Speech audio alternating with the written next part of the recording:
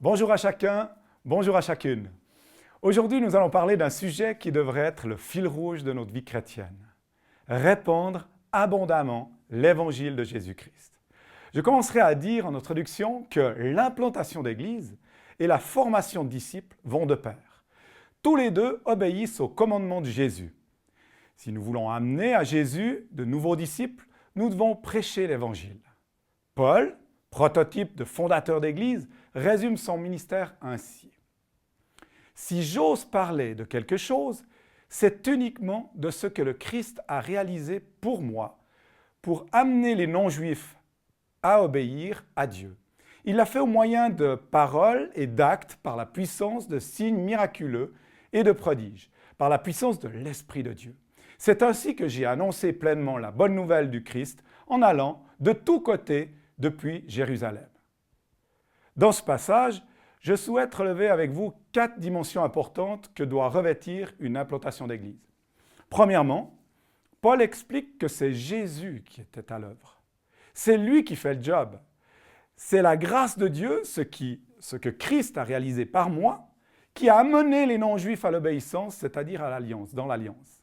Quand Dieu se sert de nous pour se faire connaître à quelqu'un, ou quand il opère des miracles ou des guérisons au travers de nos mains, il est impensable que nous en tirions une gloire personnelle, car c'est l'œuvre de Dieu. C'est à lui que revient toute la gloire. Et nous sommes invités à veiller sur nos cœurs et être en tout temps simplement reconnaissants. Deuxième point, Paul déclare qu'il a amené les non-juifs à l'obéissance au Messie par la parole, ayant abondamment proclamé la bonne nouvelle. Troisième point, il a amené les non-juifs à l'obéissance à Jésus au moyen d'actes. L'Évangile a été manifesté par des gestes de compassion, d'amour. Et le dernier point, quatrième, la prédication de Paul s'accompagne de prodiges et de miracles par la puissance du Saint-Esprit qui ont amené bien sûr ces païens à l'obéissance. Donc nous voyons donc que la dimension du miraculeux a marqué son ministère apostolique et c'est ce que l'on devrait chercher constamment en tant que pionnier de nouvelle œuvre. Le ministère pionnier de Paul était basé sur la prédication de la parole et tout cela accompagné par des manifestations de puissance. Et dans le Nouveau Testament, nous voyons qu'il en allait de même pour le ministère de Jésus, ainsi que ceux d'autres apôtres. On en conclut donc qu'il est important que l'implantation d'église doit revêtir ces 4 dimensions également. Il est bon de se rappeler que c'est seulement possible si Dieu lui-même est à l'œuvre et si l'amour de Dieu s'exprime au travers de vos vies. Alors, ainsi, la parole de Dieu croîtra et de nombreuses églises ou communautés de disciples naîtront de votre ministère. Commençons par considérer la bonne nouvelle que Jésus-Christ nous envoie et nous parle de répandre. Le mot « bonne nouvelle » vient de « euangelion » en grec, qui donne le mot « évangile ». Un évangile, en fait, est un décret publié par l'empereur romain pour proclamer une bonne nouvelle. Donc, si on revient à Jésus-Christ, l'évangile est donc un écrit en langue grecque qui relate la vie et l'enseignement de Jésus de Nazareth, qui fut une excellente nouvelle pour tous. Nous sommes donc envoyés pour annoncer une bonne nouvelle et non pas une mauvaise. Jésus a proclamé la bonne nouvelle du royaume de Dieu dès le début. La Bible nous rappelle cela. Marc 1, 14, 15 dit « Après que Jean eut été mis en prison, Jésus se rendit en Galilée. Il y proclamait la bonne nouvelle de Dieu et disait « Le temps est accompli et le règne de Dieu s'est approché. Convertissez-vous et croyez à l'Évangile. » Le royaume de Dieu a commencé à s'établir avec la venue de Jésus-Christ. Par son ministère, sa vie parfaite, sa mort à la croix, sa victoire contre le mal, le péché et la mort, sa résurrection, son accession à une nouvelle vie, son ascension et l'envoi du Saint-Esprit pour poursuivre son œuvre. Après cela, ce fut le tour aux apôtres, témoins de la résurrection, qui reprennent la prédication du royaume, du salut et de la vie éternelle en Jésus-Christ. Et aujourd'hui, c'est à nous qu'il revient maintenant d'annoncer aux nations la seigneurie de Jésus-Christ et d'en faire des disciples. La puissance de Dieu pour notre salut est dans la parole. Il est absolument essentiel de comprendre que la parole de Dieu a en elle-même la puissance de donner vie. Donc l'Évangile est la puissance de Dieu pour notre salut. Paul le déclare, « Car je n'ai pas honte de l'Évangile. Il est puissance de Dieu pour le salut de quiconque croit, du juif d'abord, puis du grec. C'est en lui, en effet, que la justice de Dieu est révélée par la foi et pour la foi, selon qu'il est écrit, celui qui est juste, par la foi, vivra. » Ce principe ressort également de l'enseignement de Jésus. Dans la parabole du semeur, c'est la semence, le sperma de Dieu, l'ADN de Dieu le Père, la parole du royaume qui a la vie en elle-même et qui se développe. La parole a en elle-même le pouvoir de sauver. Moi, j'ai juste envie de redire cette phrase. La parole de Dieu a en elle-même le pouvoir de sauver. Et c'est une excellente nouvelle. Par conséquent, si l'évangile de Jésus-Christ et l'imminence du royaume ne sont pas prêchés, personne ne peut être sauvé. Il est donc impératif qu'un travail d'implantation d'église se focalise impérativement sur l'annonce de l'évangile aux personnes qui ne connaissent pas encore Jésus comme leur Seigneur. Dans beaucoup d'églises, on a tendance à rester entre croyants et à attendre que les gens soient sauvés. Nous prions même dans ce sens en attendant que Dieu nous exauce. Mais osons-nous poser cette question? Sommes-nous exaucés? Comment les gens trouveront-ils le salut si personne ne leur partage la bonne nouvelle de Jésus? Moi, je vous encourage à vous rappeler régulièrement de ces deux simples petites questions dans votre travail de pionnier. Écoutez cette histoire. Imaginez deux agriculteurs qui cultivent leurs champs. Tous deux labourent, utilisent des fertilisants, bien sûr les meilleurs. Tous deux arrosent en conséquence. Ensuite, un des agriculteurs sème alors que l'autre ne sème pas. Après quelque temps, les plantes poussent, toutes seules dans un champ, et ceci fait la joie de son propriétaire. Et l'autre agriculteur s'interroge et dit « Qu'est-ce qui ne joue pas ?» Parfois, nous pensons que les gens seront sauvés si nous soignons nos célébrations, nos programmes d'activité ou encore notre accueil. Et nous sommes convaincus qu'ils s'ouvriront la foi dans la mesure où nous avons une attitude irréprochable. N'oublions pas que la foi naît de la prédication. Paul disait aux Romains, « Comment les gens feront-ils appel à lui sans avoir cru en lui? Et comment croiront-ils en lui sans avoir entendu parler? Et comment en entendront-ils parler si personne ne l'annonce? Et comment l'annoncera-t-on s'il n'y a pas de gens envoyés pour cela? Aussi est-il écrit qu'ils sont beaux les pieds de ceux qui annoncent la bonne nouvelle. » C'est nous qui sommes les apostellos des nouveaux temps, les envoyés de Dieu pour apporter cette bonne nouvelle à notre génération.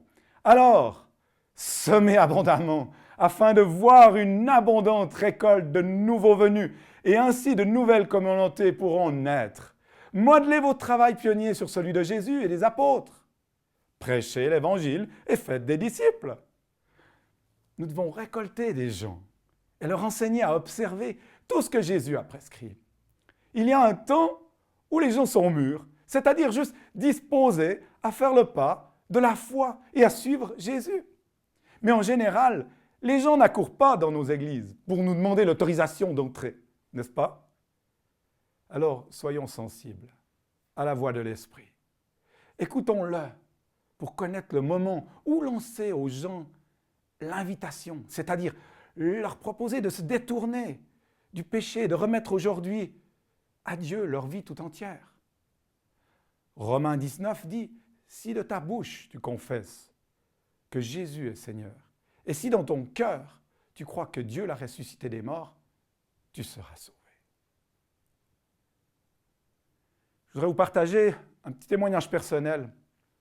Chaque semaine, je peux me rendre compte combien la prédication de l'évangile de Jésus et de la venue du royaume change les vies. Par exemple, j'ai noté que certaines personnes comprennent soudain l'évangile quand je commence à leur expliquer avec mes mots. Et souvent, ils disent avoir entendu parler de Jésus, sans pour autant saisir son œuvre et ni en quoi elle les concerne. La mort et la résurrection de Jésus ont leur place dans les livres d'histoire ou au catéchisme, mais malheureusement pas dans leur histoire à eux, dans leur existence. Mais quand, avec foi, encore une fois, je leur explique le cœur de l'Évangile, avec des mots simples, avec des paraboles actuelles liées à leur vie personnelle, je constate que la révélation commence à naître et que le cœur change.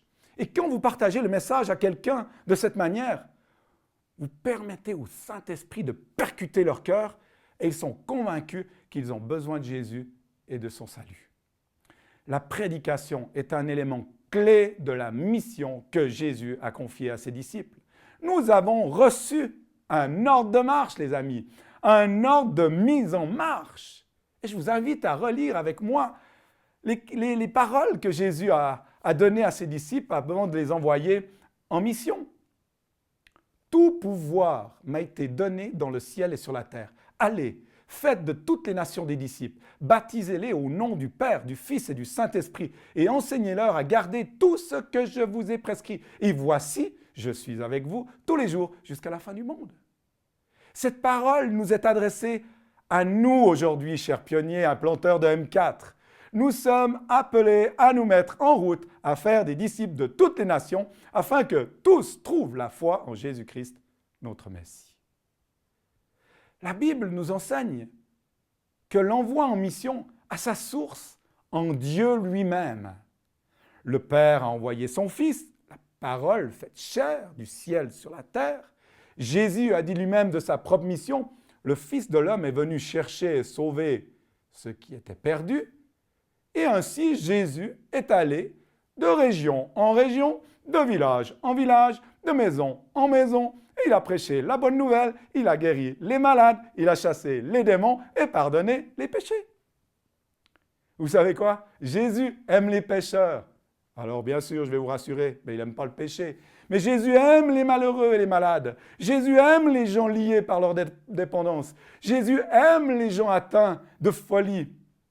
Et vous savez ce qu'il fait? Il va à leur rencontre. Imitons-le. Dans le livre des Actes, le ministère de Jésus est ainsi résumé. Dieu a oint du Saint-Esprit et de force Jésus de Nazareth, qui allait de lieu en lieu, faisant du bien et guérissant tous ceux qui étaient sous l'empire du diable, car Dieu était avec lui. Jésus envoyait les disciples deux par deux à faire de même que lui. Tout d'abord les 12, puis ensuite les 72. Après que Jésus est mort sur la croix, puis il est sorti du tombeau, il a donné à ses disciples l'ordre de demeurer à Jérusalem et d'attendre ce que le Père avait promis. La puissance d'en haut. La puissance d'en haut. Et ensuite seulement, il les a envoyés en mission vers les nations. Savez-vous ce qui s'est produit en premier lorsque le Saint-Esprit a été envoyé du ciel sur les disciples? Ils ont commencé à prêcher en nombreuses langues. L'Évangile a brisé la barrière des langues grâce au Saint-Esprit. Et si nous faisons un petit récit contextuel de la suite, nous voyons qu'Étienne a été lapidé à mort et la communauté des croyants a connu une vague de persécution qui l'a complètement dispersée. Seuls les apôtres restèrent à Jérusalem. Ceux donc qui avaient été dispersés, ils allèrent de lieu en lieu, annonçant la bonne nouvelle de la parole. Et l'Évangile a été ainsi annoncé en Samarie et tout d'un coup à un haut fonctionnaire de la cour d'Éthiopie. Donc c'est parti jusqu'en Éthiopie. Puis une fraîche révélation a été donnée à l'apôtre Pierre à propos de ce qui était pur et impur. J'aime dire ça. Dieu aime briser les codes et mélanger les cartes. Dieu a immédiatement confirmé cette révélation en faisant descendre le Saint-Esprit sur toute la famille du centurion romain Cornelius, une famille païenne. À nouveau, le Saint-Esprit, Dieu lui-même, franchit les barrières afin de propager sa parole. Celle-ci était pour les Juifs, mais aussi pour les païens. Et après cela, les apôtres sont allés dans d'autres pays. Ils ont prêché l'Évangile, normal, c'est leur job, jusqu'à ce que ces derniers atteignent le continent européen.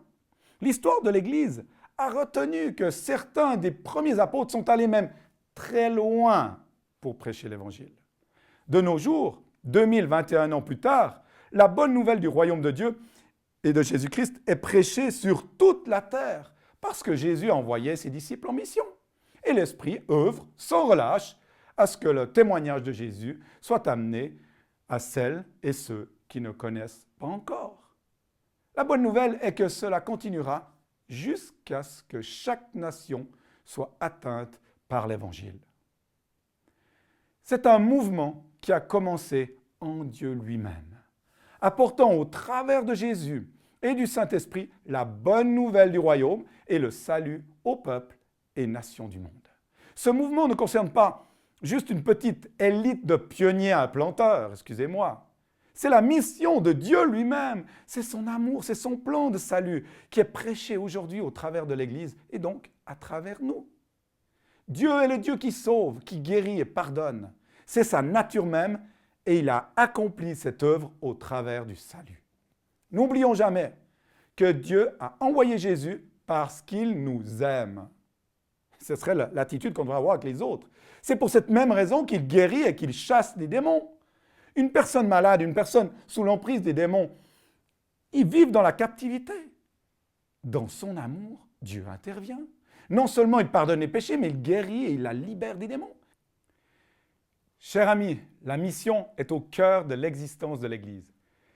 C'est même sa raison d'être, et cela concerne tous ceux qui croient en lui. C'est ensemble que nous sommes envoyés pour porter au monde la bonne nouvelle de Jésus. Et je tiens aussi à vous rappeler que le royaume consiste en puissance. Et nous allons parler de cette puissance. L'apôtre a cette parole frappante à propos du royaume. Le royaume de Dieu ne consiste pas en parole, mais en puissance. Il y a un règne spirituel et invisible qui a des manifestations visibles. La parole de Dieu nous dit en plus, « Vous verrez le Fils de l'homme assis à la droite du Dieu Tout-Puissant et venant avec les nuées du ciel. » C'est l'un des noms bibliques de Dieu, le Tout-Puissant. Nous pourrions ajouter que c'est la puissance de Dieu qui a ressuscité Jésus des morts. La résurrection est au cœur du salut. Je pourrais dire, pas de résurrection, pas de salut. Cette puissance est à l'œuvre en nous qui croyons. En vérité, le royaume de Dieu est un royaume de puissance. Et nous avons besoin de cette puissance si nous voulons être des témoins vivants de la résurrection de Jésus. Le récit de la Pentecôte l'atteste. Les disciples ont dû attendre l'irruption du Saint-Esprit et de la puissance d'en haut pour partir en mission dans les nations. Le courage d'aller et de prêcher, ils l'ont reçu au travers du feu qui est descendu sur eux, comme Jésus le leur avait annoncé auparavant. Il est tellement important de voir des signes qui accompagnent votre prédication. Lorsque Jésus a envoyé les 12 apôtres, il leur a donné autorité sur les esprits impurs pour qu'ils les chassent et qu'ils guérissent toute maladie et toute infirmité. Et un peu plus loin, il leur a dit « Prêchez que le royaume des cieux est proche. Guérissez les malades, ressuscitez les morts, purifiez les lépreux, chassez les démons. Vous avez reçu gratuitement, donnez gratuitement. » Je crois que Dieu équipe les siens d'un revêtement de puissance particulier lorsque ceux-ci partent en mission ou se mettent en route pour un travail de pionnier ou encore un travail apostolique. Vous me direz, mais pourquoi? La raison est la suivante. Nous avons tout particulièrement besoin de la puissance de Dieu lorsque nous venons étendre son règne dans les lieux des ténèbres, des lieux où règnent les puissances spirituelles adverses, et là où les gens sont loin de Dieu. Ces gens ont besoin d'être sauvés et instruits pour devenir des disciples. Ils ont besoin d'être baptisés d'eau et remplis du Saint-Esprit pour entrer dans une vie nouvelle. L'autorité surnaturelle et les guérisons spectaculaires ne nous sont pas données pour que nous en vantions, comme si le mérite nous en revenait. Non! La puissance de Dieu devient une nécessité lorsque nous accostons des gens qui sont prisonniers des ténèbres et désespérés. Ils ont besoin d'une vie nouvelle et Dieu doit intervenir avec puissance. Vous et moi sommes dépendants de la puissance de Dieu dans notre ministère, afin que le salut et le royaume de Dieu pénètrent ces nouveaux lieux hostiles. Pour ces raisons, nous allons avec l'évangile puissant du salut et avec amour au devant des gens qui sont séparés de Dieu dans les ténèbres, sachant que Dieu marche avec nous, confirmant le message avec des signes et des prodiges. J'ai quelques questions pour vous avant de terminer, et qu'il est bon de se poser régulièrement. Prêchez-vous l'Évangile en dehors de l'Église? Si oui, à qui? Combien de personnes distancées de la foi rencontrez-vous chaque semaine? Et dans quel endroit? Combien de temps mettez-vous à part par semaine pour les rejoindre? Et la dernière, avez-vous une stratégie pour développer leur croissance dans la foi? Ça vaut la peine de se poser ces questions, car cela nous oblige à avoir une action ciblée et concertée pour témoigner de notre foi, et ça évitera que nos actions ne soient que artificielles, forcées ou mécaniques. Je suis convaincu que nul ne pourra réellement amener des gens à Christ s'il n'est pas lui-même rempli du Saint-Esprit. Pour cette raison, vivre en communion constante avec Dieu est la chose la plus importante à développer dans un travail de pionnier. Veillons à notre propre relation avec Dieu, car si nous n'en prenons pas soin, alors notre motivation finit par être corrompue. Comment tu dis ça? Ben oui, si votre motivation devient de plus en plus personnelle, parce que vous vous félicitez de vous voir réussir et votre communauté grandit en nombre et que votre ambition s'enfle, ben vous risquez de croître tellement alors que le Christ en vous va diminuer. Et votre vie spirituelle dévie et donc c'est votre chair qui va prendre le dessus. Vous travaillerez toujours aussi dur, mais avec de moins en moins de joie. Bientôt vous aurez construit votre propre royaume. Ensuite vous donnerez avec enthousiasme un témoignage personnel et que vous aurez appris par cœur, alors que votre propre cœur sera de plus en plus vide. Si vous êtes déjà dans cette situation personnelle, il est temps de plier le genou devant le Père et de demander la prière. Car c'est de l'abondance du cœur que la bouche parle. Et nous devons être remplis du Saint-Esprit et de son amour. C'est là que les choses prennent leur juste place dans nos vies personnelles et dans notre travail pionnier. Je voudrais terminer avec les paroles d'envoi de notre Seigneur Jésus. Allez dans le monde entier et prêchez la bonne nouvelle à toute la création. Celui qui croira et qui sera baptisé sera sauvé, mais celui qui ne croira pas sera condamné. Voici les signes qui accompagneront ceux qui auront cru. En mon nom, ils chasseront les démons, ils parleront de nouvelles langues, ils saisiront des serpents, s'ils boivent quelques breuvages mortels, il ne leur fera point de mal. Ils imposeront les mains aux malades et ceux-ci seront guéris. Mettez votre foi en œuvre dans différents domaines que le Saint-Esprit vous montrera et vous verrez que dans tous les cas, Dieu l'honorera. Soyez sensibles au Saint-Esprit afin de discerner les temps, les paroles, les besoins de ceux qui vous entourent. N'oubliez jamais que c'est l'amour de Dieu qui touche les gens au travers de vos vies. Que chacune de ces personnes a de la valeur aux yeux de Dieu et que c'est un jardin privé pour Dieu. Et que le royaume de Dieu s'étend une personne à la fois, transformée par Jésus, et ceci jusqu'à ce que toutes les nations soient devenues ses disciples.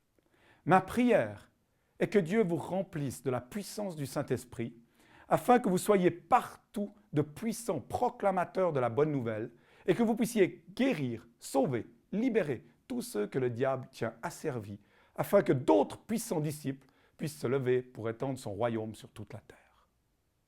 Chers pionniers, que votre foi soit puissamment fortifiée et renouvelée, et surtout, semez abondamment l'évangile de Jésus-Christ.